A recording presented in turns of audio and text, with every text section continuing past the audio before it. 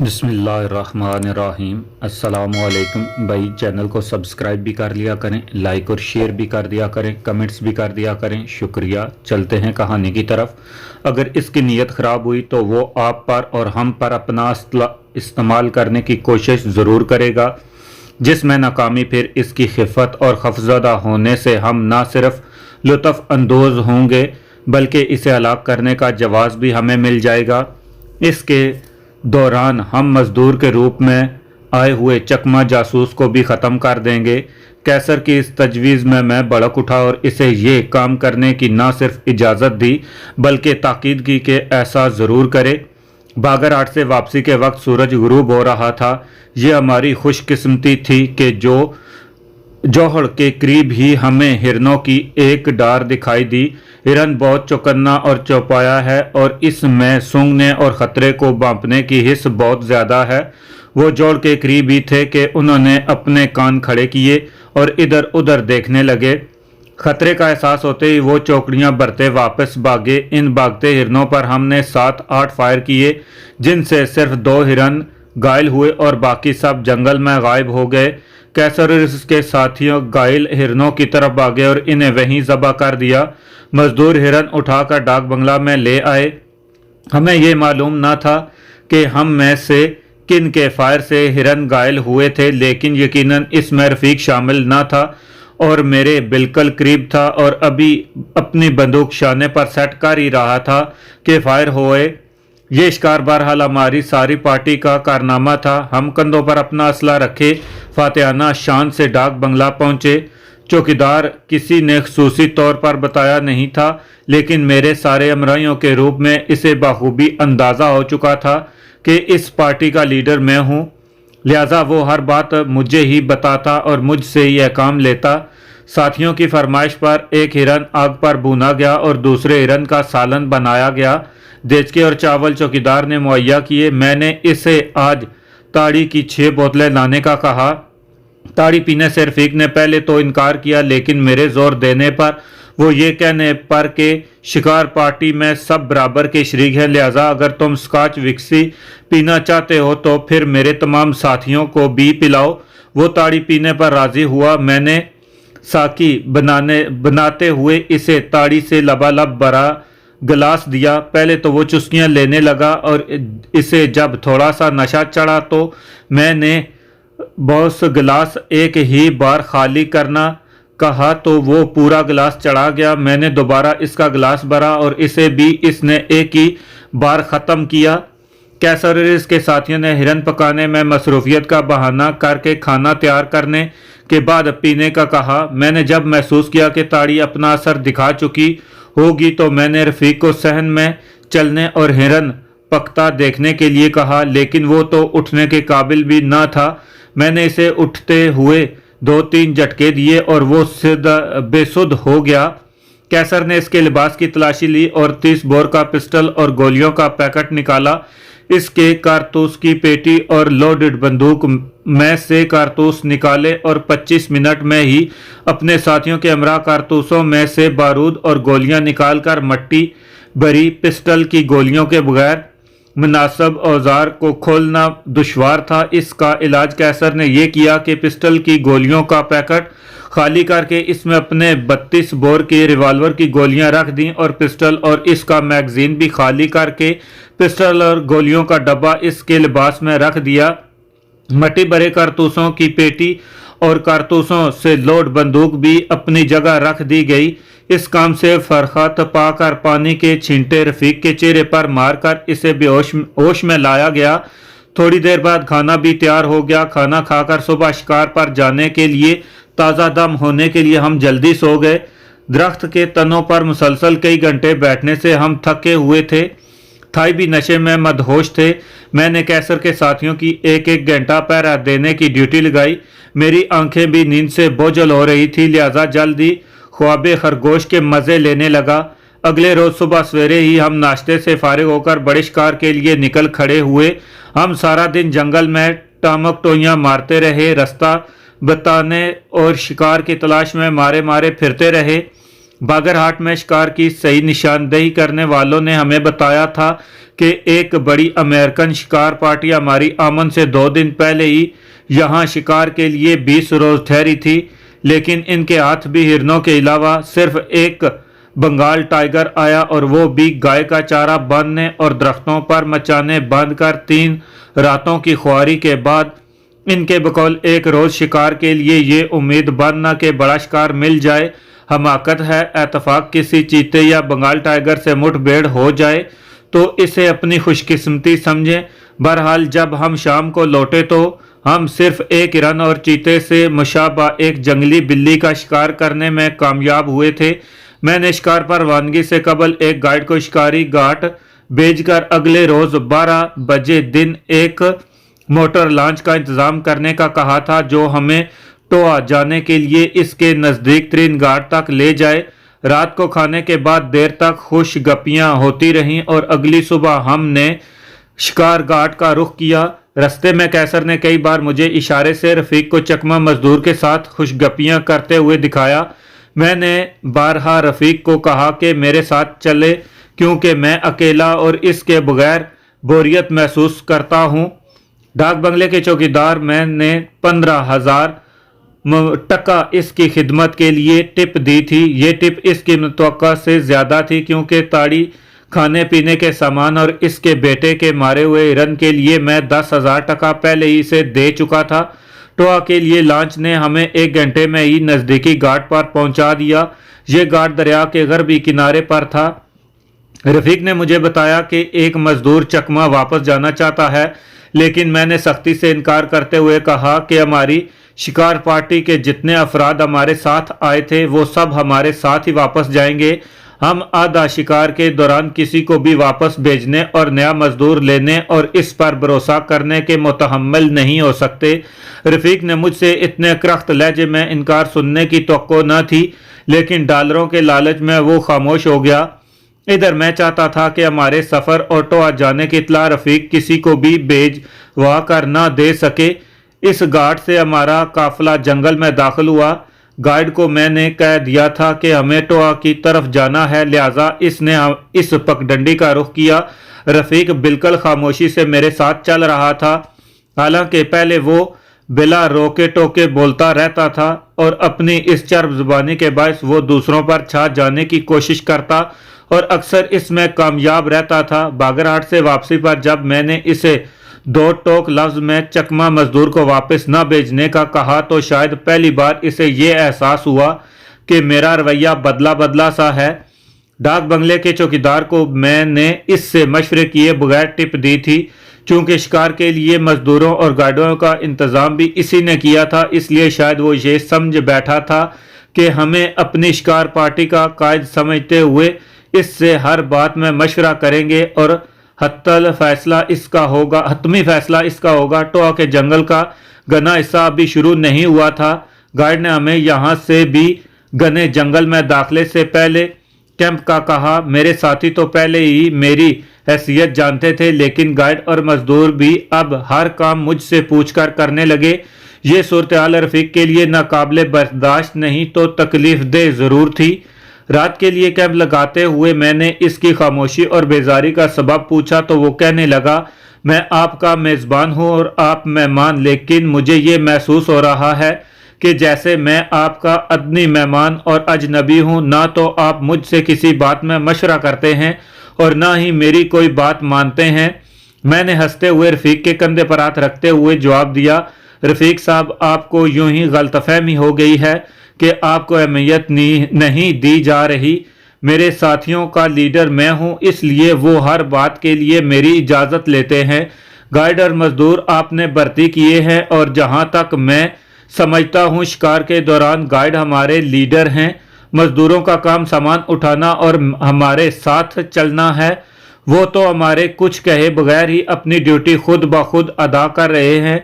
अगर असल लीडर और मेज़बान को आप जानना चाहते हैं तो वो रुपया और डॉलर हैं जिनके बगैर हम शिकार पर आना तो कुजा सांस भी नहीं ले सकते। लिहाजा इस बिला वजह की सोच को छोड़े और शिकार का लुत्फ उठाएं। मैंने बैनुस्सतूर अपनी बात इस पर वाज़ह कर दी थी, जिसे वो यकीनन समझ भी गया था, लिहाजा थोड़ी देर में ही वो नॉर्मल हो गया।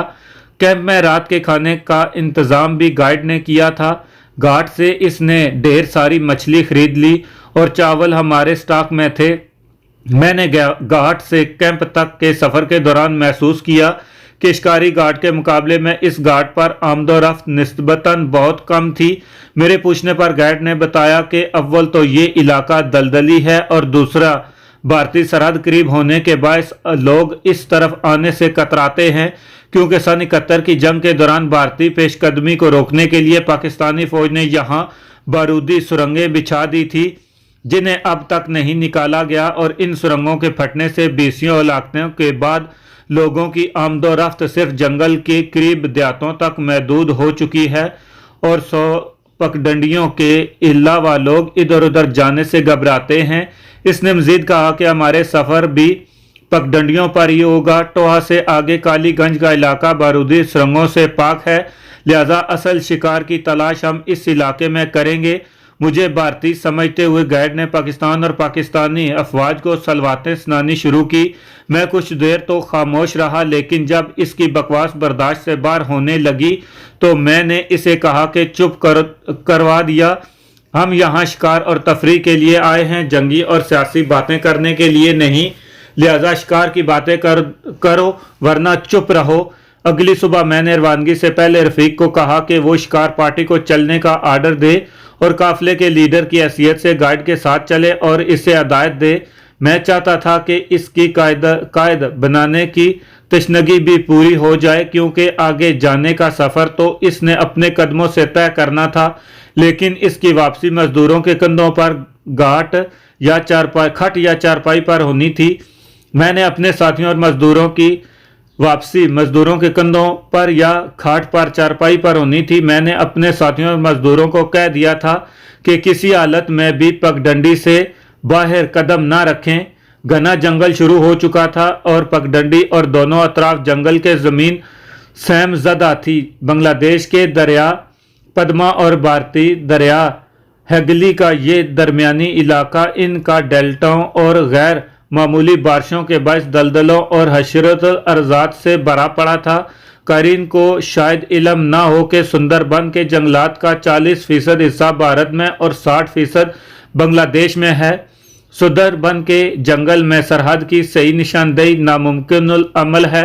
अगर कोई ऐसा करना चाहे तो इसे मफरूज़ा हदबंदी में सैकड़ों हज़ारों दरख्त आधे बांग्लादेश और आधे भारतीय सरहद में मिलेंगे।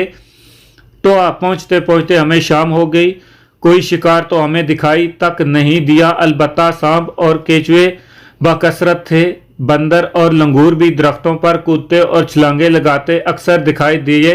गाइड ने हमें बताया कि इस जंगल में लंबी दुम वाले ऐसे लंगूर भी हैं जिनकी जिस्मानी साख्त और ताकत इस कदर ज़्यादा है कि एक दरख्त से दूसरे दरख्त को फैलाने के दौरान अगर इन्हें दूसरे दरख्त पर कोई ख़तरा महसूस हो, आधे रास्ते से ही फिजा में पलट कर कूदने वाले दरख्त पर आ जाते हैं। गाइड ने अपनी बात की ताकीद में हमें इसका अमली मुजाहरा भी दिखाया। लंगूर के इस करतब को देखते ही मेरी सोच का रुख फिर भारत की तरफ चला गया। हनुमान बंदर को देवता मानने और इसकी पूजा करने वाले भारतीय हिंदुओं की खसलत भी अपने इसी देवता की तरह है। हालात मुआफिक हों तो ये आगे बढ़ते हैं और हालात अगर इनकी उम्मीदों के खिलाफ दिखाई दें तो आधे रास्ते से ही पलटकर बड़े मासूम बनकर बैठ जाते हैं। तकसीम हिंद के बाद भारतीय वज़ीर आज़म जवाहरलाल नेहरू ने बड़े उदम धड़के से ऐलान किया था कि वो कश्मीर के अवाम को मुस्तफ़ाना हक खुद अदारियत के ज़रिए भरपूर मौका देंगे कि वो खुद फैसला करें कि वो भारत से इल्हाक चाहते हैं या पाकिस्तान से। इसी ज़मन में सलामती कौंसिल की करारदादों को भी भारत ने तस्लीम नहीं किया, लेकिन जब खुफिया एजेंसियों ने बताया कि भारतीय रवैयों की जनकार खुशहाली के झूठे वादे और आस्तीन के सांप शेख अब्दुल्ला गरदार की चिकनी चुपड़ी बातों के बावजूद कश्मीरी अवाम पाकिस्तान से इलाक चाहते हैं तो नेहरू अपने वादे से मुकर गया।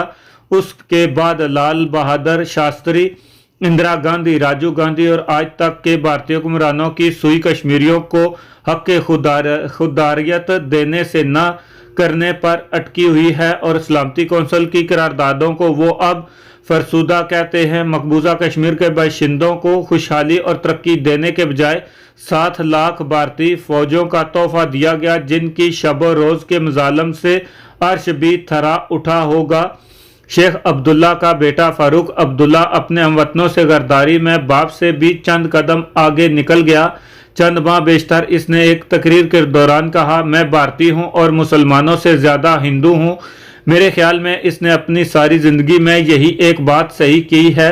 ये राज शायद इसकी मां ने इसे बताया होगा।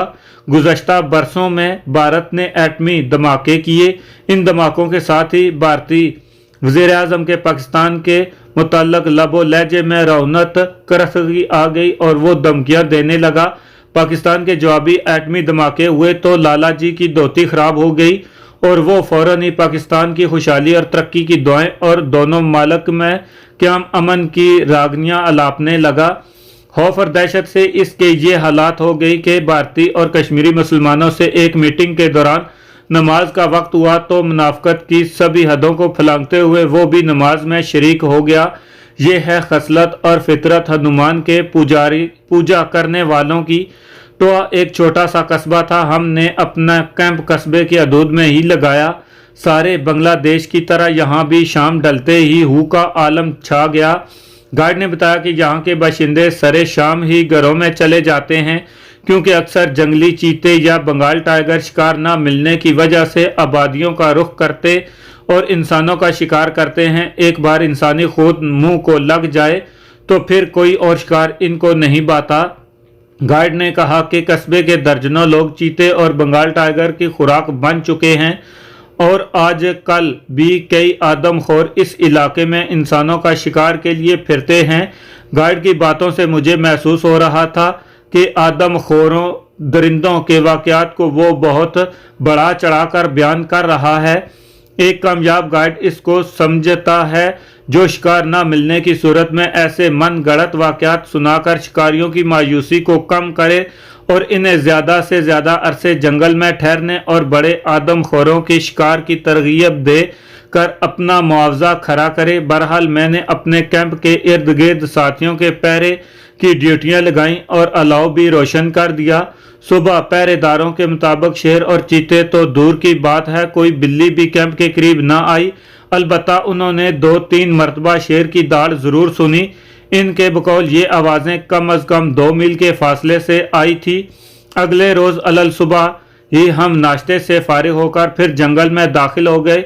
अब हमारी मंजिल कालीगंज और टोआ का दरमियानी हिस्सा था।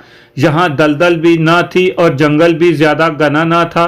सुंदरबन का दरमियानी हिस्सा हम पीछे छोड़ आए थे। गाइड ने हमें बताया कि बंगाली टाइगर और चीते अक्सर इस इलाके में मिलते हैं, क्योंकि घने जंगल में इनको शिकार मिलना और भागते शिकार का पीछा करने का मौका नहीं मिलता और दलदल भी इसके चलने फिरने में रुकावट बनती है। टोआ से कालीगंज बामुश्किल 8-9 मील के फासले पर था और ये दोनों कस्बात भारतीय बॉर्डर के बिल्कुल करीब थे। हमने तकरीबन आधा रास्ता तय किया था कि हमें पगडंडी के करीब ही एक आधा खाया हिरन का बाकिया हिस्सा दिखाई दिया। गाइड ने बताया कि ये यकीनन किसी बड़े चीते या शेर का शिकार है।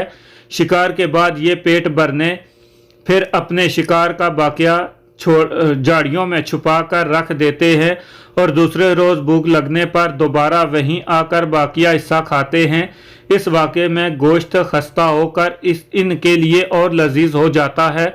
दूसरे जंगली जानवर भूखे होने के बावजूद शेर और चीते के छोड़े हुए शिकार को सूंघते तक नहीं, क्योंकि इन्हें जंगल के बादशाह का खौफ होता है। गाइड की हिदायत के मुताबिक मजदूरों ने हमारा सामान यहाँ से कुछ फासले पर एक दरख्त तले रख दिया। गाइड ने हवा का रुख देखते हुए हमें शिकार के मशरक़ी जानिब ले जाकर 2-3 दरख्तों तले बिठाया। इसने हवा का रुख इसलिए देखा क्योंकि शेर या चीते को इस तरफ आते हुए हमारी बू ना आ जाए और वो डर कर शिकार तक आए और वापस ना लौट